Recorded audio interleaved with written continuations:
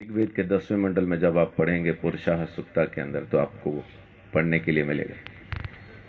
परमेश्वर को पहचाने कैसे कि वो मेरे लिए मर रहा है, उसके बारे में लिखा है कि अश्वमेध यज्ञ का घोड़ा जिस तरह से अलग किया जाता है, वैसा ही वो पुरुष भी जब बलि किया जाएगा, अलग किया जाएगा, और उसके सिर पे कांटों का गुच्छा सिर्फ इसलिए रखा जाएगा ताकि आप पहचान पाएं ये है वो मुक्तिदाता जो मेरे लिए मरता।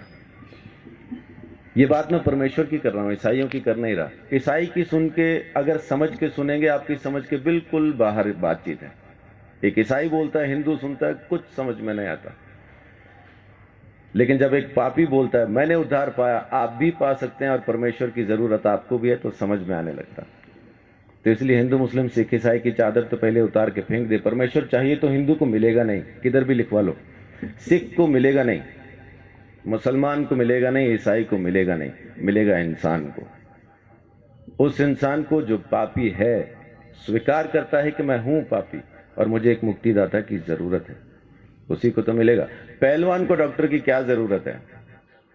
जरूरत तो मरीज को है। तो धर्मी को परमेश्वर नहीं चाहिए, परमेश्वर तो पापियों को चाहिए, और पापियों को बचाने ही वो जमीन पे आया है। यही उसकी मोहब्बत है।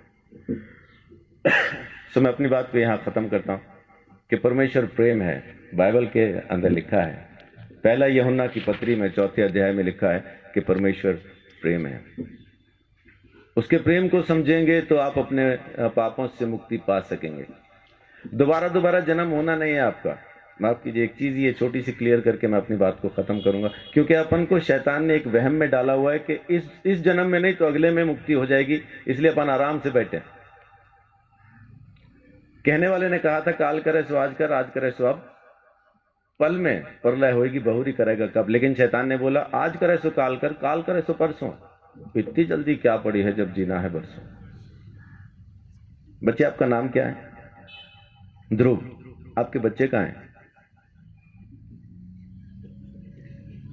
अजीब सवाल है। उम्र क्या है आपकी? 9 साल के बच्चे से मैं पूछ रहा हूं कि आपके बच्चे कहाँ हैं? आम के पेड़ पे जो मई जून में आम लगने हैं, इस वक्त कहाँ हैं? बहुत बहुत शुक्रिया। गुरुजी कहते हैं आम में, उसी पेड़ में वो आम है जो मई जून में दिखाई देंगे। तो ध्रुव के बच्चे कहाँ हैं? ध्रुव में।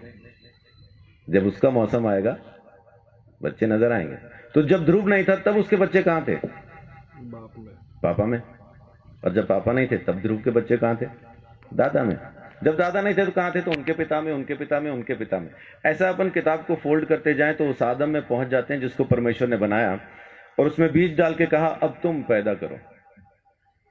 हर जानवर को, हर प्राणी को, हर चीज को परमेश्वर ने बीज के साथ बनाया और आज्ञा दी अब तुम पैदा करो। तो जब परमेश्वर ने आदम को बनाया, हम आदम में थे। जब परमेश्वर ने आदम को यह आज्ञा दी ये फल ना खाना, तब हम आदम में थे। जब आदम ने आज्ञा तोड़ी तब हम आदम में थे। जब आदम परमेश्वर से अलग हुआ तब हम आदम में थे। इसी तरह से हम परमेश्वर से अलग हो गए। हमने किया कुछ नहीं, खाया पिया कुछ नहीं, गिलास तोड़ा 12 आना किया आदम ने, अलग हम हो गए। वेदों में लिखा है कि बच्चा पैदा होते ही पाप के हाथ में सौंप दिया जाता, पैदा होते ही पापी हो जाता, कारण उसका बीज पापी है। एड्स जिस माँ बाप को है, बच्चा पैदा करेंगे एड्स की बीमारी के साथ पैदा होना। इस वजह से हम पैदा ही पापी होते हैं, इसलिए हमें मुक्ति की जरूरत है। और अगर मुक्ति हम खुद ले सकते होते तो मुक्ति दाता शब्द कभी आता नहीं। देने वाला हमको जरूर चाहिए, वो एक ही है। परमेश्वर ने हमारे लिए मुक्ति का रास्ता खोला, स्वयं हमारे लिए बलिदान दिया ताकि हम हमारे गुनाह से आजाद हो जाएं। ये उसकी मोहब्बत नहीं तो और क्या है। तो उसकी मोहब्बत से आप अभी इसी वक्त मुक्ति पा सकते हैं। आपको जन्मों का इंतजार करना नहीं, क्योंकि यही एक जन्म है, दोबारा होगा नहीं। आज के बाद दोबारा हम कभी पैदा नहीं होंगे। ये पहला और आखिरी जन्म है। मुक्ति मिलेगी तो अब, नहीं मिलेगी तो कभी नहीं। सो परमेश्वर प्रेम है, उसके प्रेम को समझें, उसके दिए हुए उद्धार को समझें। यीशु मसीह ने मेरे लिए मेरे सारे दंड को सह लिया और मेरे गुनाहों से मुझे आजाद किया। ये काम उसने आपके लिए भी किया है, बस आपको स्वीकार करना है। परमेश्वर आप सबको बहुत आशीष दे। बड़ी बात।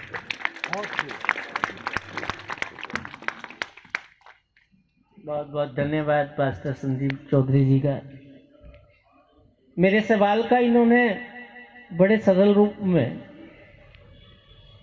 उत्तर दे दिया,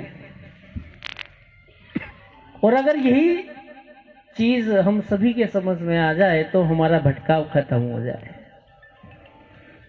मैं इनका बहुत बहुत धन्यवाद करता हूं कि इस गुरुदेव के रचित सर्वधर्म सम्मेलन के अंदर आपने पहुंचकर इस उत्सव की शोभा बढ़ाई है।